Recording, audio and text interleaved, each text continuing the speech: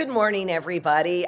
Tracy Mooney sent me that, and I thought it was just hilarious. It was in my texting thing on my phone this morning, and it made me smile because no matter what, we're all we're all quilters or fabric collectors or whatever. So I'm gonna talk about my journey. My intention is to be extremely candid because I'm not here wanting sympathy or anything like this. I feel I have been put in a unique position to help other people to pay attention to their bodies and do the right thing. And my friend is here. I don't know, John asked if she should get it out. But before we do that, Karen Eckmeyer, we chose her quilt in one of our newsletters, and it made me smile. I don't know where she got the inspiration for this, but my favorite book as a child, bar none, was Go Dog Go. I still have that book, and I have no idea if that inspired her for this quilt, but it reminds me of Go Dog Go. Karen, I love this quilt. All right. Another funny thing, and I've got my notes here while we're just waiting for everybody to get on. Lennox is 8 years old, and let's take a little look at her as she's starting to have sleepovers and going to sleepovers, and it's usually with the same four, five, wait, no, six of them, two other families of girls. Okay. So, anyways, they were just giggling it up and they called and asked me if I wanted to be in their butt club. I was like, yeah, I want to be in your butt club. And I had to be able to do a couple of things that I'm not going to discuss here in order to qualify to be in the butt club. And also, there's paperwork I have to fill out. And I want you to note that my daughter, Adair, has not been invited to be in the butt club. And so I was corresponding with Kay. She's a comedian, she's been through this whole thing. And she wrote back. I said I was a member of well, I haven't done the paperwork yet, but a member of the butt club. And she said, I think this is what they mean. Live life to the fullest with no butts. I don't think that's what they meant. But also, I want to say this too, is that she didn't understand why I'm going public with this. And as I said earlier, my motivation is to have us take care of ourselves. I think sometimes, and of course, breast cancer, hits men too, but it's primarily a female disease and infliction or whatever. And so Adair said, well, she's going public because she has a lot of fans. And I hate the word fans. I deplore the word fans. I would like to think co-conspirators or something like that. But she was like, what? And she called me up and she said, Bubby, I am your number one fan. Right? And I said, well, would you like to be president of my fan club? And she's like, oh, yes. Oh, yes.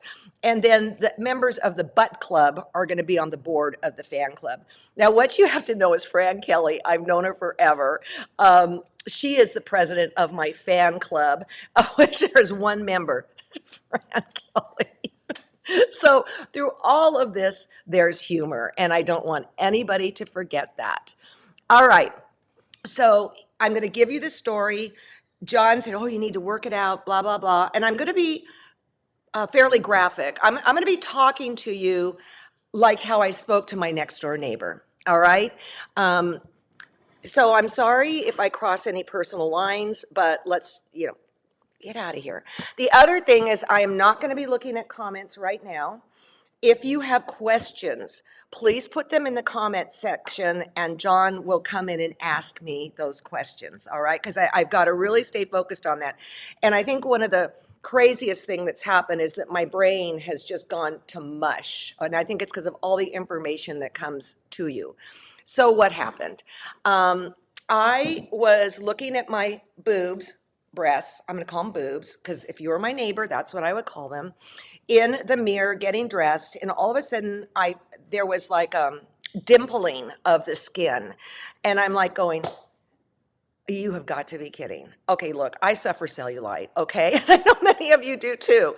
And I'm like, it's bad enough that it's on my rear, that it's on my upper legs, and now it's on my boob. And so I touched it and I felt it. It was the size of a pea and hard as a frozen pea. And I knew at that moment I had breast cancer. This was right before Thanksgiving. And so I couldn't call my OBGYN, who is normally who I would go to, because they have to order the mammogram and all that, because the one I loved forever retired. And then the next gal that took her place, who, by the way, ordered a mammogram for me a year ago, moved to another whatever. She's gone. So I do not have a OBGYN. But put that in your mind. I had had a mammogram a year ago. And so I called my primary doctor, Dr. Alper, whom I love. He is our family doctor. He is a soft-spoken, very straightforward doctor. He doesn't play games. When he came to town, my parents were among his first patients, and he knows our family inside and out. And so, of course, it's impossible to get through with the phone system now, but I wrote him a little note through myhealthstanford.com, and I said, would you just please order me a mammogram? And they called up and they said, no, he wants to see you. So I went in, he felt it.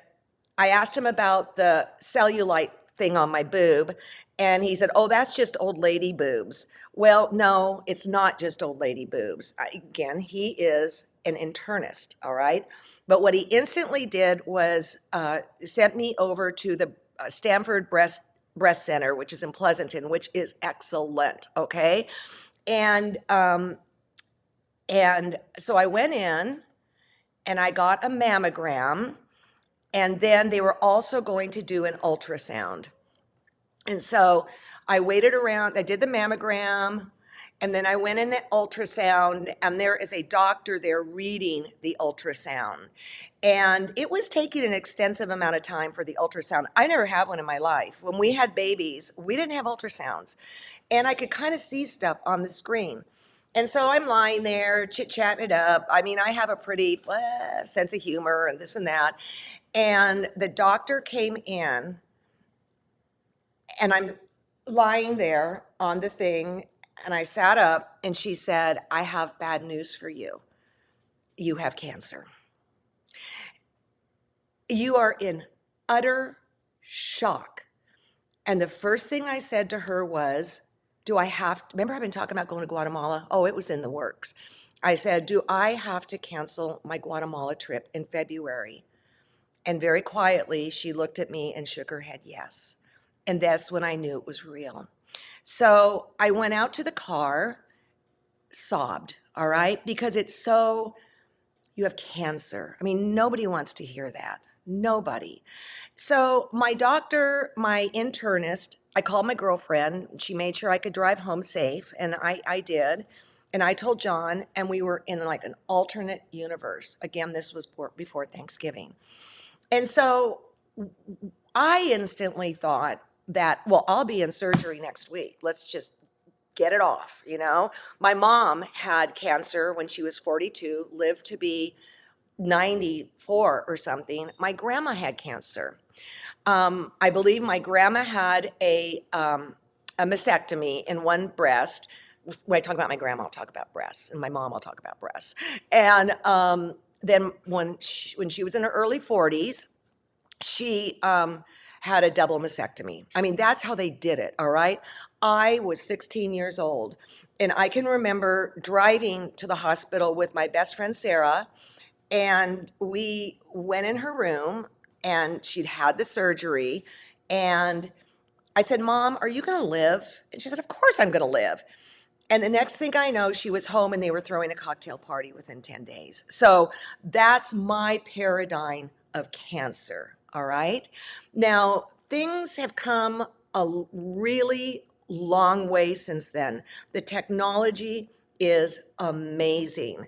I instantly got hooked up with 3 doctors who are respected beyond measure. You have the surgeon, then you've got your oncologist, and then you have your plastic surgeon if you want. Now, I still don't know what's going on. Now, I did go see my oncologist, and he started drawing up stuff like this, okay?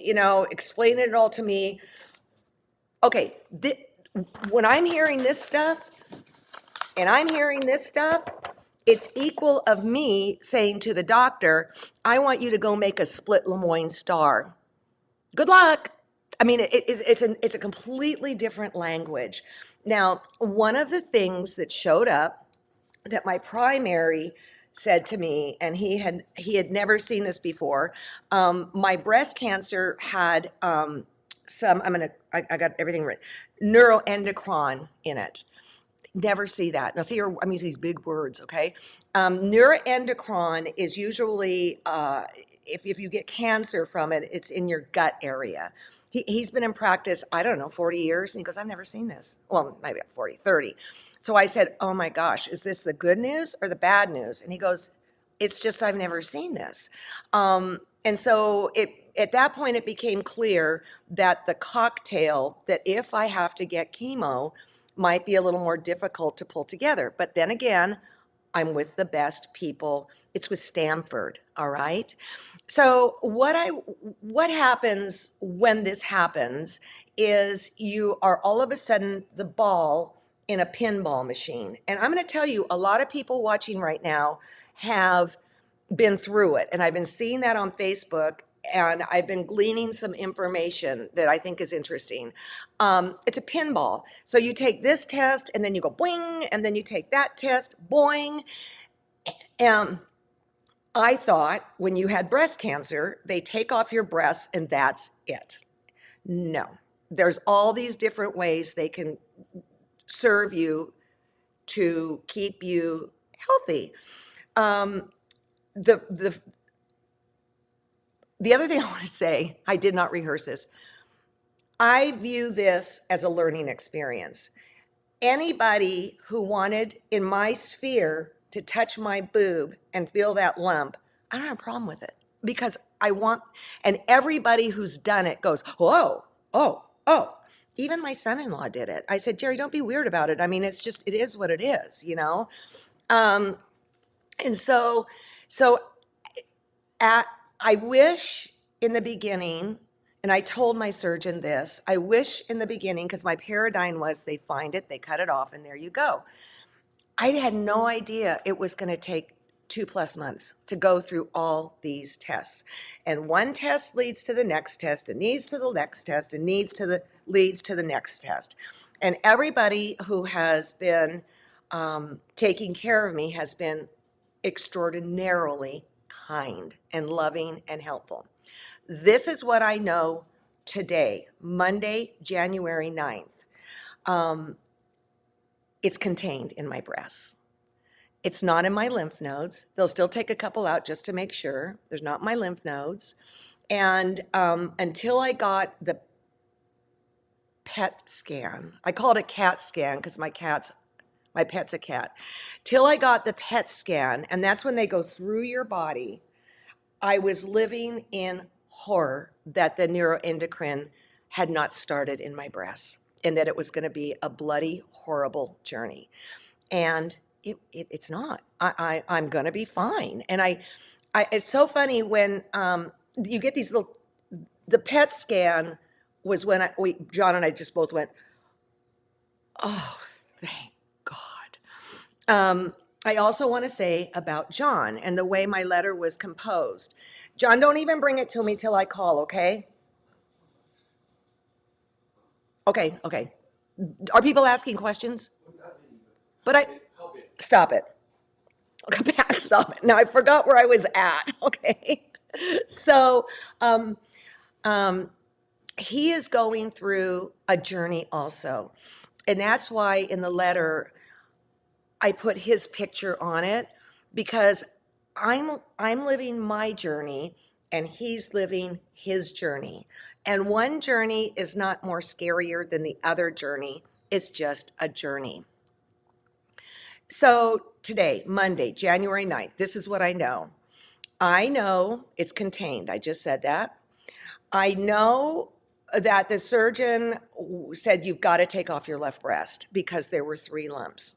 The largest was a 1.4 cm, and then I think the others were like around 1.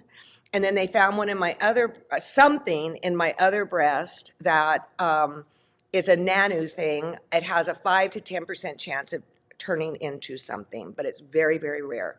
So originally, my doctor was saying, let's just take off the left breast, and then there'll be a plastic surgeon there that can put in a skin expander, and then he can also take care of doing something with the right breast so you don't have this going on, right? Um, I, that didn't feel good to me. And then when they found that thing in my right breast, I thought they're going to want to do a lumpectomy. And this is my understanding. I am not a physician. If you have a lumpectomy, probably you're going to have radiation. If you have a mastectomy, you're probably going to have chemo. Again, cancer is as diverse as our quilting community. There's not one way. So I was having argument with my, not argument, that's too big of a word, with my cancer surgeon lady. And I said, I want them both off. I even wrote her a letter. I said, I want them off. I want them off. And she said, really, the success rate is the same with a lumpectomy as well as a bilateral, okay? And so she called me up, and in all due diligence, she said, I've got to tell you the pitfalls of that. So then I started rethinking it and this and that. And I said something kind of rude to her, and I realized it was rude, and it didn't mean to be rude. But I said, how long have you been a doctor? And I said, whoa, whoa, whoa, I trust you completely. I want to know, when did it become the thing of the day to save the breast and not just take it off? And she said, about 10 years ago. So I talked to, when I had to go back for another MRI and core biopsy, oh, that's fun.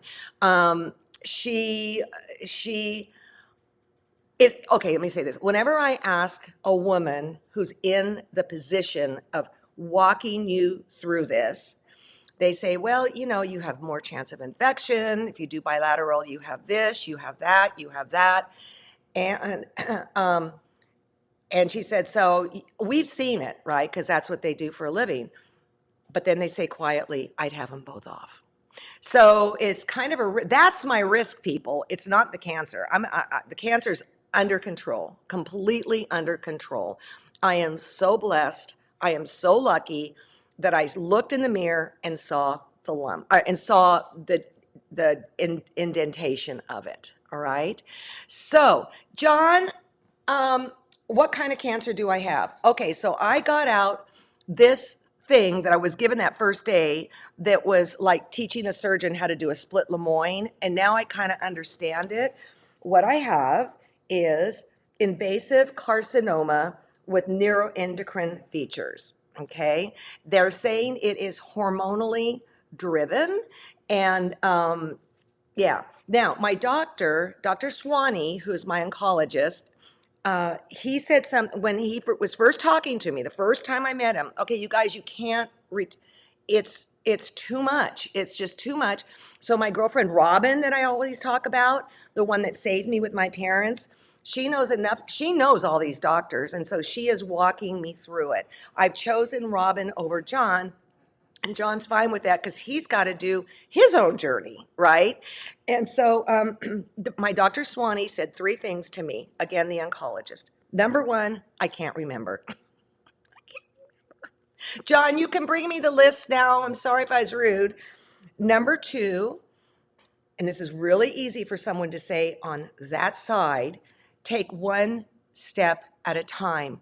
If you try to take in the whole picture, your brains are going to explode. all right? And number three, Dr. Swanee, they treat the whole body. It's not just your boobs. It is a big deal for how you think, how you relate to yourself, how all of that. Okay, so why am I going for a double mastectomy? Because I do have a choice. Tell you something kind of funny. I'm really going to offend a bunch of you people right now, and I'm sorry for that. But everybody comes at it with their own thing. I really didn't know my grandma had breast cancer. I really didn't know. But when my mom had breast cancer and chose to do reconstruction after the fact, I said, why are you doing this? Who cares? Because she was a very small breasted woman, very small. I mean, you wouldn't even know. Forgive me. I hope I don't offend. I will say I have breast cancer, so I can say what I want.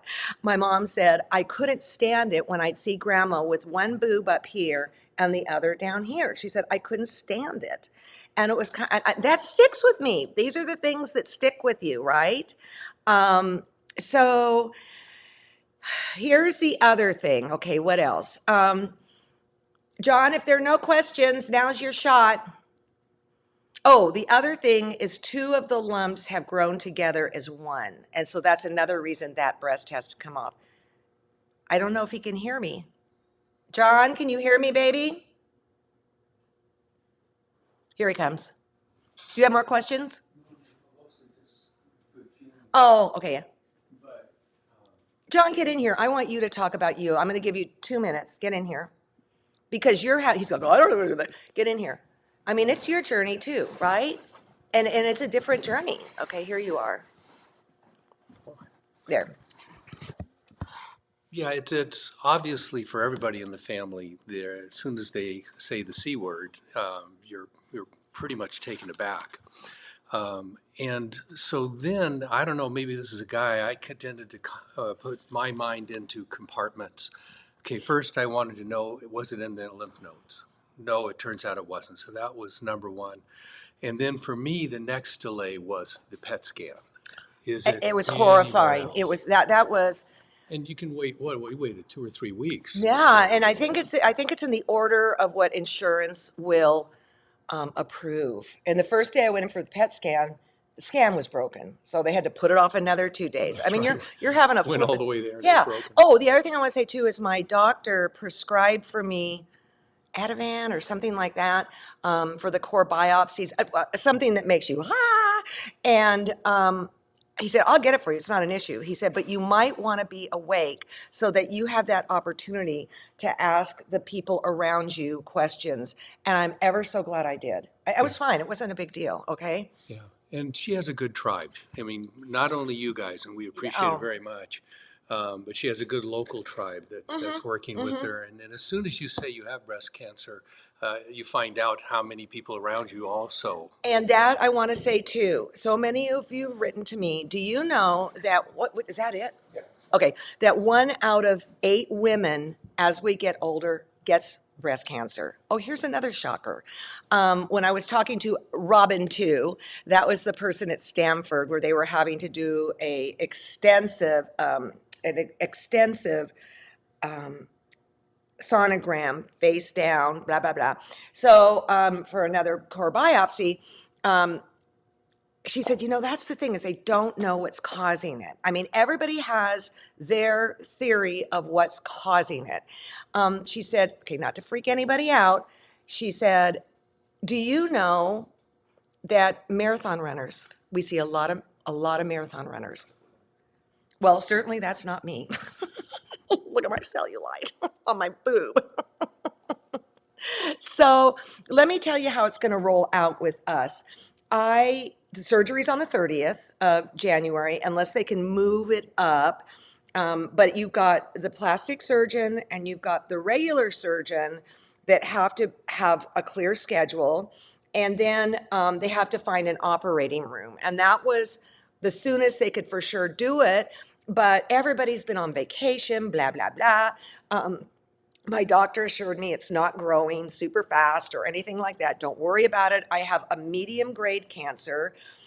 I believe I'm in stage 1. because it's still contained. So what was the point of that? What was the point of that? Oh, okay, surgery. Thursday, Robin and I go to the oncologist, and now I have a much better understanding. I'm not 100% sure I'm going to have chemo. I just don't know. But what I want to do is I want to keep busy with this while I can. And your graciousness has been unbelievable. And I know you are carrying me in your hearts and with love. I requested in the letter not to bombard me because my brain can only take so much and it is full and it is overflowing and now I'm forgetting stuff. So I mean, but I so humbly thank you. But it's not about me, it's about you. And that's why I said, okay, let's do something that benefits the greater good of others, and we can help them out. And that's where I'm coming up with this scarf project. At first, I wanted to do a blanket project with Shannon blankets because they're just like the best. And you do have to sew them, but that is like $100 for the fabric. It would cost $1 million to ship. And my idea is that you make something, and I'll show you in a minute what, and then you take it to your local chemo ward. I checked with ours, and it's totally fine. And so what we're doing is Kristen's making little tags. I wonder if I put it up here. No, I didn't. Little tags that we can insert on these infinity scarves, which are beautiful. This Shannon fabric is unbelievable. Where's the back? I made this yesterday. Super easy. Well, I did have to go to YouTube. And then people can wear these to chemo and keep their little neck warm because apparently chemo is cold. So I'm going to be working with Shannon Fabrics, and we're going to sell these on the site. You don't have to go on the site and buy it, but I want you to look out to those in your community that you don't even know. Heck, they might even be politically different than you, but bring them some joy. And the little tag that we're making in the back is going to say something like "sewn with love" for you, or something like that, along with how to care for this. So, all right, tomorrow's Tuesday. After this, I'm going to do an interview with Teresa Coates, okay? Also Lilo. Okay, talk about Lilo in a moment. Teresa works with Shannon. She's flipping adorable. And if you remember, she's the one that did the road trip and went to all the stores all over the place. Remember that interview with her boyfriend, Hawk? They are done now, and they are getting an apartment. I couldn't do that. So I'm going to do that tomorrow, today, and then Wednesday, I'm going to show that interview so that you can understand how to work with this stuff. All right. It's very, very different, but oh my gosh, I absolutely love it. All right. If you buy a kit off us, and I don't know, $15 or something, proceeds, a portion of the proceeds will go to breast cancer research. We do have mats that are in K cells that are pink. Money goes to research. But more than that, I want you to make something and gift it to somebody that maybe you'll never meet. Or you might have a friend that's going through it. Okay, one more thing. Today, after, I'm also going to have a interview with Lilo, not about cleaning your room. It's about Road to California quilt show that's coming up a week from this weekend. Yeah. We have a special exhibit there, and we're doing something I don't think anybody else has done with our special exhibit, and we'll be talking about that on Wednesday. Teresa Coates is Wednesday. This is the problem. You guys are going to have to bear with me. Wednesday is Teresa Coates. Friday, I'm going to be at Kraft Napa. That was one of the blessings of not getting the surgery too early. I'm going to be in Kraft Napa.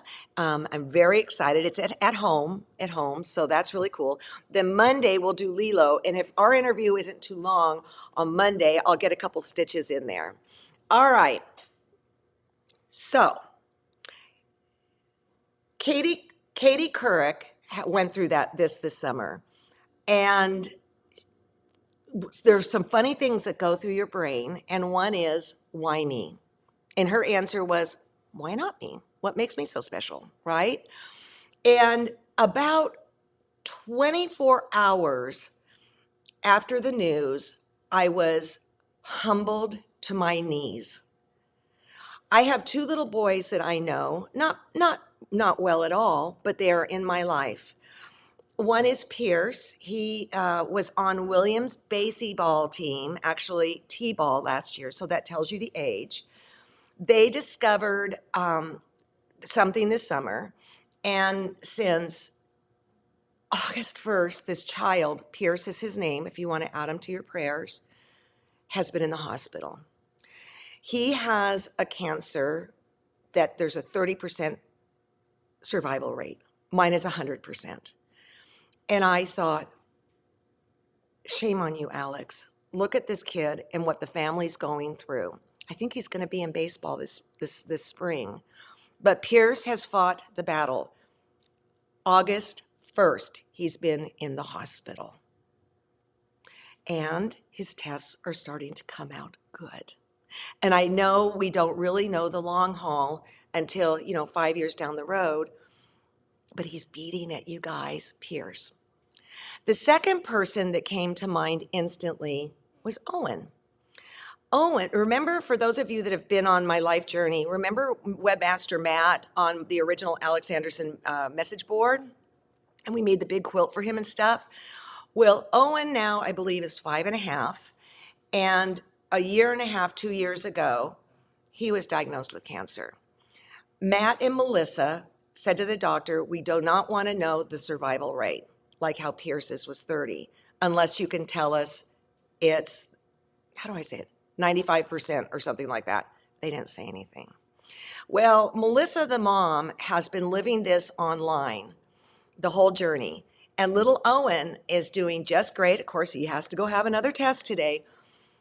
But as I go, I want to share something with you because Melissa put this video together, and it's how Owen handled going to his treatments. He got to go home, going in the elevator and out of the elevator.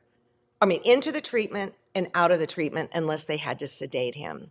So with that, I want to close. Thank you from the bottom of my heart. Oh my gosh, people, thank you from the bottom of my heart. I so treasure you. You are not my fans. We are peers.